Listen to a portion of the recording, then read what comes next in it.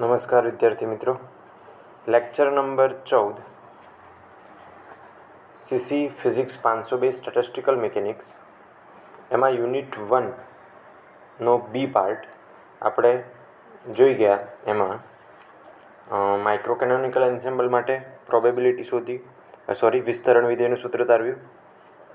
એના પછી કેનોનિકલ એન્સેમ્બલ માટે વિસ્તરણ વિધેય તારવ્યું.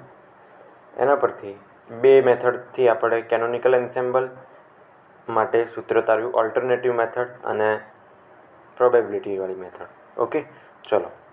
પછી એના પહેલાં આપણે ડિસ્કસ કર્યું હતું grand canonical, micro canonical, canonical ensemble કોને કહીશું. એના પહેલાં એન્સેમ્બલ વિશે ચર્ચા કરી હતી. ઓકે, ચલો. હવે જોઈશું આપણે કે મીન વેલ્યુ ફંક્શન, કેનોનિકલ એન્સેમ્બલ માટે મીન વેલ્યુ ફ્લક્ચ્યુએશન, આપણે મીન વેલ્યુ શોધવાની છે. તો કોઈ વિધેય આપેલું છે આપણને એફ. એફ એ શું છે? વિધેય છે. એ વિધેયની આપણે શું શોધવી છે? Mean value. શું શોધવાનું છે? મીન વેલ્યુ એટલે કે સરેરાશ મૂલ્ય. તો આપણે સરેરાશ મૂલ્ય આપણે સ્ક્વેર બે બ્રેકેટમાં આપણે એને બ્રેકેટમાં દર્શાવીશું સ્ક્વેર માટેને, સરેરાશ માટેને, મીન વેલ્યુ માટે. તો બ્રેકેટમાં એફ. ધારો કે આપણે કોઈ વિધેય એફનું સરેરાશ મૂલ્ય શોધવું છે, તો બ્રેકેટમાં F summation alpha F alpha P alpha. બરાબર છે? આ જે આપણું વિધેય છે એમાં એફ આલ્ફા, જે સરેરાશ કેટલાનું સરેરાશ, એનું સરેરાશ એફ આલ્ફા અને એની પ્રોબેબિલિટી કેટલી છે, જેને આપણે પી આલ્ફા વડે દર્શાવીશું. ઓકે, હવે એફ આલ્ફા બરાબર સરેરાશ એફ બરાબર સમેશન આલ્ફા એફ આલ્ફા. પ્રોબેબિલિટીનું સૂત્ર પી આલ્ફા માટે આપણે કેનોનિકલ એન્સેમ્બલ માટે તારવ્યું. અહીંયા કેનોનિકલ એન્સેમ્બલ માટે શું તારવ્યું હતું? E raise to minus beta E alpha divided by summation E raise to minus beta E alpha. અહીંયા સમેશન આગળ લીધે. ઓકે, અહીંયા સમેશન આવશે. ઓકે, ચલો. હવે આ આપણે કોઈ વિધેયની વાત કરી. હવે આપણે શોધવાની છે ઉર્જાનું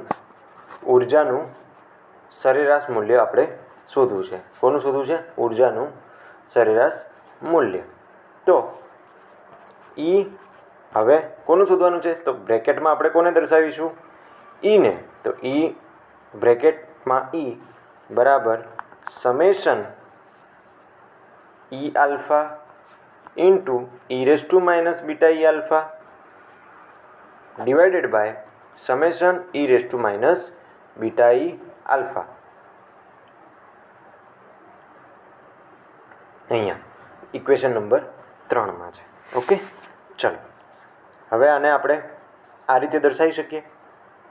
ચલો, હવે આ ઇક્વેશન નંબર 3માં આપણે Z is equal two summation E raise to minus beta E alpha, જે આપણું પાર્ટીશન વિધેય છે, એને ઝેડ બરાબર લઈ લઈએ.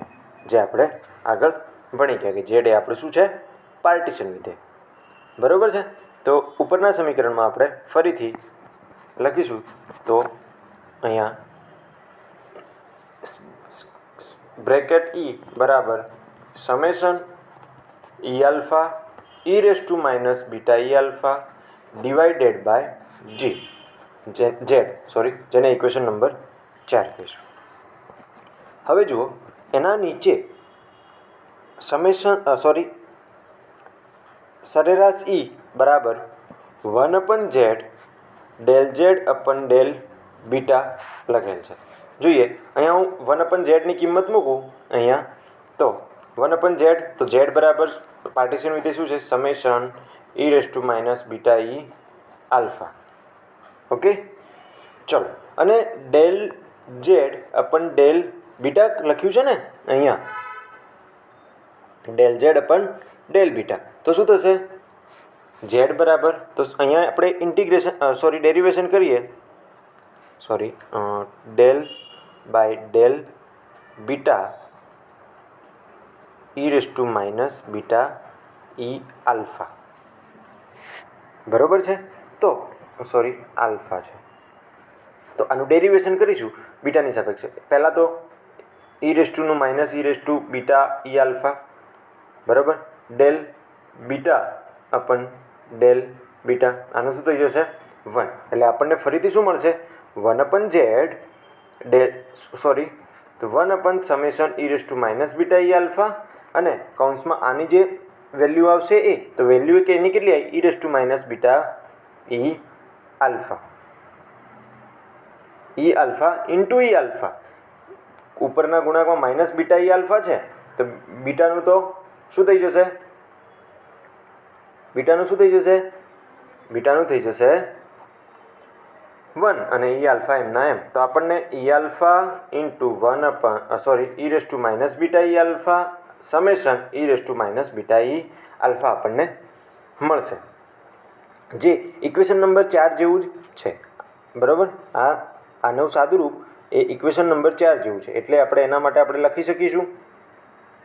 તો આપણે એના માટે અને અલગ ફોર્મમાં દર્શાવ્યું, તો કે ઈ સરેરાશ ઈ બરાબર 1 upon Z del Z upon del beta. Okay, ચલો હવે આને હજી એક અલગ ફોર્મમાં દર્શાવ્યું છે, બરાબર. હવે આખા આ જે સમીકરણ છે એનું શું કર્યું છે, અહીંયા અલગ ફોર્મમાં દર્શાવ્યું છે. કઈ રીતે, તો કે 1 અપન ઝેડને ln ઝેડ કહી દીધું, 1 અપન ઝેડને ln ઝેડ, એટલે કે અહીંયા સમજાવું તો સમેશન સરેરાશ E minus del upon del beta, આ ઇક્વેશનમાં ધ્યાન આપજો, આ ઇક્વેશનમાં. ઓકે, તો minus del upon del beta ln Z. Okay, હવે હું આનું સાદુરૂપ આપું તો મને મળવું જોઈએ 1 upon Z upon del beta, બરાબર છે. તો minus del upon del beta ln Z, ઝેડની જગ્યાએ શું મૂકીશું આપણે, ઝેડની જગ્યાએ E raise to minus beta E alpha summation, બરાબર ને. તો આ કિંમત મૂકીશું તો આપણને ફરીથી એવી આનું સાદુરૂપ મળશે માઇનસ ડેલ બીટા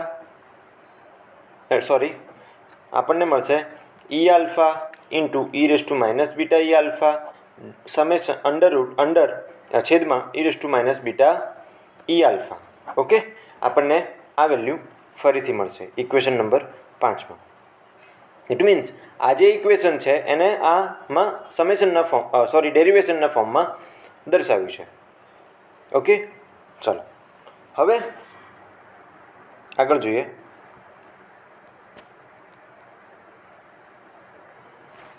હવે આગળ છે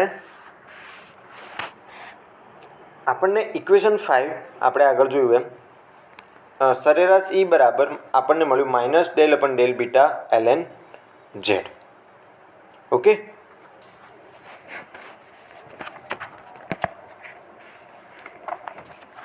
તો સરેરાશનો સ્ક્વેર ઈ બ્રેકેટની બહાર સ્ક્વેર છે, અહીંયા ધ્યાન આપજો, અહીંયા ભૂલ ના કરતા, બ્રેકેટની બહાર સ્ક્વેર છે, અંદર નહીં. ઓકે, તો શું થશે બ્રેકેટની બહાર સ્ક્વેર માટે,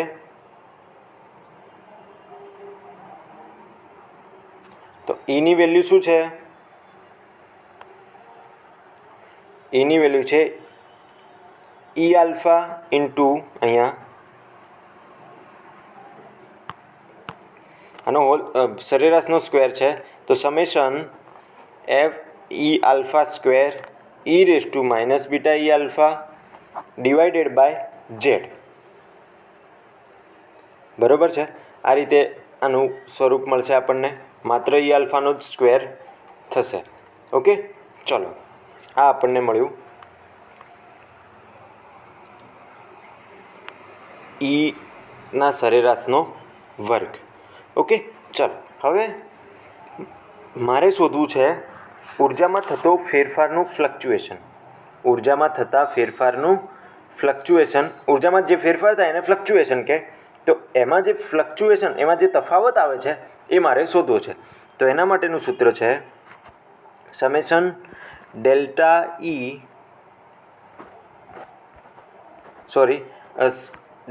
ઈ સ્ક્વેર કૌંસનો પૂરો નો વર્ગનું સરેરાશ બરાબર સરેરાશ સ્ક્વેર બ્રેકેટ ઈ સ્ક્વેર સ્ક્વેર બ્રેકેટમાં માઇનસ ના સરેરાશનો વર્ગ. ઓકે, આજે અહીંયા ફોર્મ્યુલા લખેલું છે એ. ઓકે, હવે જુઓ આપણને અહીંયા આ વેલ્યુ મળી ગઈ આના ઉપરથી સમીકરણ નંબર 6. ઓકે, જે આપણે હાલ શોધી. હવે આપણે શોધવાની રહી ઈ સ્ક્વેરનું સરેરાશ. ઈ સ્ક્વેરનું સરેરાશ. તો એ કઈ રીતે શોધીશું? તો એના માટે આપણે લખીશું 1/z del square z upon del beta square. Equation number, એને આપણે અહીંયા આપેલું નથી પણ એ તમારા ધ્યાન માટે હું અહીંયા સાઈડમાં લખું છું. તો આપણને મળશે અહીંયા લખેલું જ છે 1/z z square del square z upon del beta square. Okay, એ આપણને મળશે. એક આ મળી ગયું. પછી એના પછી આપણને મળશે આ રહ્યું. હવે આ ક્યાંથી આવ્યું? તો એના માટે છે સમેશન. આપણી જોડે ઈ સ્ક્વેર કરવાનો છે, તો સમેશન ઈ આલ્ફાનો square into E raise to minus beta E alpha divided by summation E raise to minus beta alpha. ચલો, છેદ એમનો એમ છે તો એના બરાબર 1/z લખું અને આના બરાબર z square del upon z beta square લખી શકાય. એ કોના ઉપરથી લખાશે? તો કે એ આપણા આ જે ફોર્મ્યુલા છે ઇક્વેશન નંબર આના ઉપરથી આપણે એને લખી શકીશું del square z upon del beta square. Okay, ચલો કઈ રીતે આનું સાદુરૂપ આવ્યું?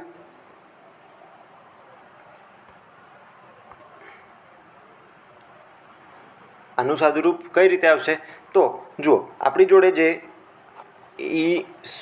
ઈ છે, E is equal to 1/z del z upon del beta. હવે એનો વર્ગ કરવાનો છે તો કઈ રીતે થશે? સ્ક્વેર સરેરાશ ઈ સ્ક્વેર બરાબર ફરીથી એ જે રીતે સાદુરૂપ આપ્યું હતું એ જ રીતે સાદુરૂપ આપીશું. તો 1/z del square z upon del beta square. હવે ફરીથી બે વાર વિકલન કરીશું એટલે ઈ આલ્ફા સ્ક્વેર આવી જશે આપણી જોડે. E alpha square into E raise to minus beta E alpha divided by summation E raise to minus beta E alpha. તો એના બરાબર આપણે શું લખીશું? 1/z del square z upon del beta square. Okay, અહીંયા લખ્યું. ઓકે, એટલે આપણી જોડે બંને વેલ્યુ આવી. હવે આ બંને વેલ્યુ હવે ઉર્જામાં થતા ફેરફાર જેને આપણે ઉર્જાનું ફ્લક્ચ્યુએશન કહીએ છીએ, તો એના સરેરાશ વેલ્યુ માટેનું ફોર્મ્યુલા છે જે તમારે યાદ રાખવાનું છે. તો કે ડેલ્ટા ઈ નું સરેરાશનો વર્ગ બરાબર ઈ સ્ક્વેરનું સરેરાશ માઇનસ ઈ સરેરાશનો વર્ગ. બંને અલગ અલગ વસ્તુ છે. એક સરેરાશની અંદરનો વર્ગ કરવાનો છે અને બીજામાં સરેરાશની બહાર વર્ગ કરવાનો છે. એક મગજમાં ધ્યાન રાખજો આમાં, નહીં તો ભૂલ પડવાની 100% સંભાવના છે. ઓકે, તો હવે એનું સાદુરૂપ આપીએ. જેમ આપણે ln z લખ્યું હતું ને અહીંયા ઈ સરેરાશ ઈ બરાબર minus del upon del beta ln z એ જે લખ્યું હતું એ જ રીતે આમાં પણ આપણે શું લખીશું? ડબલ ડેરિવેશન કરીશું D square અપન del beta square ln z. અહીંયા એ જ રીતે આને આપણે લખી શકીશું. તો આપણને મળશે હવે એક વખત માટે આપણે ઈ બરાબર અહીંયા જો આ રીતે આનું સાદુરૂપ આપણને મળશે આનું. ઓકે, ચલો હવે જુઓ તો અહીંયા આ ઇક્વેશન સરેરાશ ઈ બરાબર minus del upon del beta ln z જે છે એના બરાબર હું અહીંયા મૂકી શકું 1 માટે, તો માઇનસ આગળ લઈ અને ડેલ અપન ડેલ બીટા આમાં જુઓ તો આવી રીતે ડેલ અપન ડેલ બીટા આગળ માઇનસ લઈ લઉં, આ minus del upon del beta ln z આ રીતે કરું તો આના બરાબર હું એ લખી શકું જે આગળ જે આપણે સાબિત કર્યું હતું. તો અહીંયા આપણે હું હવે શેની વેલ્યુ મેળવી? Minus del upon del beta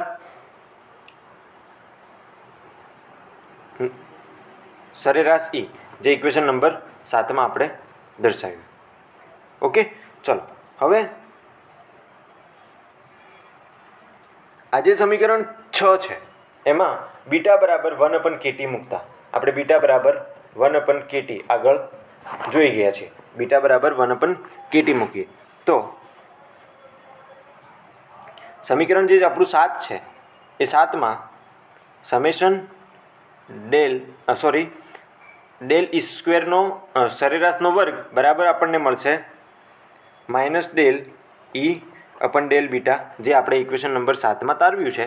એમાં હવે હું શું કરું છું તો કે ડેલ ટી વડે ઉપર નીચે ગુણું તો માઇનસ ડેલ અહીંયા માઇનસ ડેલ સરેરાશ of E upon del T into del T upon del beta. Okay, તો minus del E upon del T, હવે del T upon del beta એટલે beta is equal to KT છે, તો del B upon del T બરાબર minus 1/kt square થશે. Okay, del T upon del beta બરાબર minus KT square મળશે. તો અહીંયા આપણે આની જગ્યાએ શું મૂકીશું? Minus KT square. શું મૂકીશું? Minus KT square. તો આપણને માઇનસ માઇનસ ફરીથી આ શું થઈ જશે? માઇનસ માઇનસ પ્લસ થઈ જશે. કેટી સ્ક્વેર ડેલ સરેરાશ of E upon del T. Okay, આ આપણને શું મળ્યું તો કે ઉર્જામાં થતો ફેરફાર મળ્યો. અહીંયા આપણને આ શું મળ્યું? ઉર્જામાં થતો ફેરફાર મળ્યો. ઓકે, ચલો હવે જુઓ તો આગળ આના પછી આપણે ગ્રાન્ડ કેનોનિકલ એન્સેમ્બલ જોઈશું, પણ એના પહેલાં આપણે ફરીથી આના મેઇન પોઈન્ટ જે છે એ આપણે જોઈ લઈએ. તો જુઓ અહીંયા મીન વિધેય એફનું મૂલ્ય આપણે પહેલાં તો કોઈ વિધેય માટે કહી દીધું, વિધેય માટે લીધું. હવે એ વિધેયની જગ્યાએ આપણે શું કોની ઉર્જા શોધવી છે તો કે સરેરાશ ઉર્જા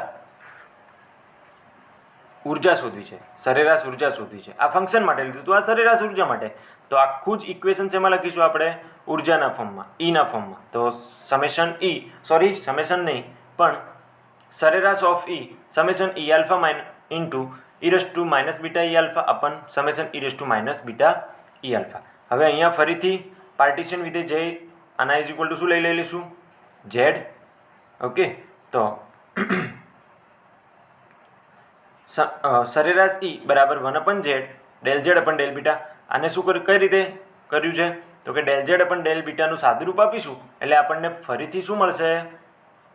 આરું ઇક્વેશન મળશે. ઓકે, કઈ રીતે જુઓ તો del Z 1/z is equal two summation E minus beta E alpha મળશે, બીટા ઈ આલ્ફા. ઓકે, એ તો એમનું એમ રહેશે. નીચેનું પદ આપણને મળી ગયું, આપણને ઉપરના પદની વાત છે. તો ડેલ ઝેડ શું છે તો કે સમેશન ઈ માઇનસ બીટા ઈ આલ્ફા છે. શું છે? સમેશન ઈ માઇનસ બીટા ઈ આલ્ફા. બીટાની સાપેક્ષે કરવાનું છે.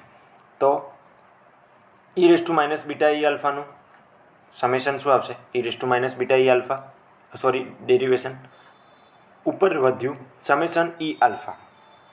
તો સમેશન બીટા ઈ આલ્ફા, બીટાનું 1 થઈ જશે અને બીટા સમેશન ઈ આલ્ફા આપણને મળશે. તો આના જેવું ફરીથી આપણને પદ મળી જશે. એટલે આને બીજા ફોર્મમાં આપણે દર્શાવ્યું છે. પછી આને ફરીથી બીજા ફોર્મમાં દર્શાવ્યું minus del upon del beta ln z. આનું સાદુરૂપ આપીએ તો ફરીથી આ મળશે આનું સાદુરૂપ આપીશું તો ફરીથી આ મળશે. આ બે ઇક્વેશન તમારે યાદ રાખવા નહીં પણ કે અહીંયા આ રીતે આનો ઉપયોગ થાય છે એ ધ્યાન રાખવું પડશે. બરાબર. પછી સરેરાશ ઉર્જામાં થતો ફ્લક્ચ્યુએશન, તો ટોટલ ઉર્જા માટે ડેલ્ટા ઈ સ્ક્વેર, સરેરાશ નહીં પણ ઈ સ્ક્વેરનું સરેરાશ માઇનસ ઈ સરેરાશ સ્ક્વેર, આ બંને કરીશું એટલે આપણને ફ્લક્ચ્યુએશન મળી જશે. ઓકે, અને આપણી જોડે જે કિંમત છે એ અંદર મૂકીશું. પછી આગળ આપણે મૂકીશું beta is equal to KT. Beta is equal to શું મૂકીશું? કેટી. Okay, 1/KT. અને આ જે છે ડેલ્ટા ઈનું સરેરાશનો વર્ગ બરાબર માઇનસ ડેલ્ટાનું સરેરાશ ઈ અપન ડેલ બીટા. તો એના પ્રમાણે આનું સાદુરૂપ આપીશું તો આપણને મળશે કેટી સ્ક્વેર ડેલ્ટા સરેરાશ E divided by delta T. Okay, તો નેક્સ્ટ લેક્ચરમાં આપણે ગ્રાન્ડ કેનોનિકલ એન્સેમ્બલ વિશે ચર્ચા કરીશું. Thank you.